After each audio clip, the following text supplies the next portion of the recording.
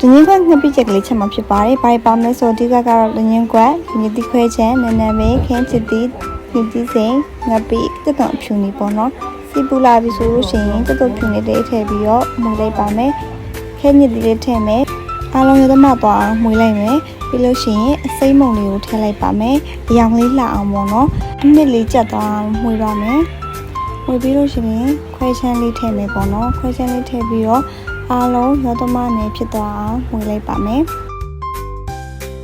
ခဲညစ်တီလေးကြည့်အောင်လို့ရေလေးနဲ့ငယ်ထည့်ပြီးတော့မှုပေးရပါမယ်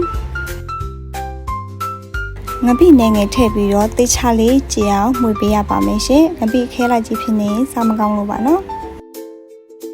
အရသာလေးထည့်မယ်ပေါ့နော်စားလေးနဲ့ငယ်ထည့်လိုက်မယ်ဟင်းချိုမုံလေးနဲ့ငယ်ထည့်လိုက်ပါမယ်ပြီးရင်တော့နှံ့သွားအောင်မှုပေးရပါမယ်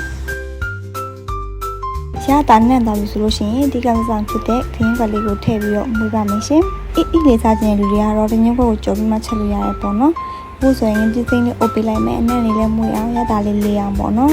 ခင်းခွက်တိုင်းတော့ပါမဖြစ်နည်းနည်းလေးထည့်ပြီးတော့တညခွက်ကလေးနူသွားအောင်အိုးလေးကိုဖုံးထားလိုက်ပါမယ်တညခွက်နူလောက်တဲ့ချိန်ကြလို့ရှိရင်အိုးဖုံးလေးကိုဖွင့်ပြီးတော့ရတာလေးကိုမိစမ်းကြည့်လို့ရပါပြီရှင်သမင်းစားမင်ပြီးတော့ဟင်းတစ်ခွက်တည်းနဲ့ပြည့်စုံတဲ့ငင်းခွက်ငပိချက်လေးကိုအလုံးမဲလိုက်ချက်ကြည့်ကြပါအောင်ရှင်ကျေးဇူးတင်ပါတယ်ဘိုင်ဘိုင်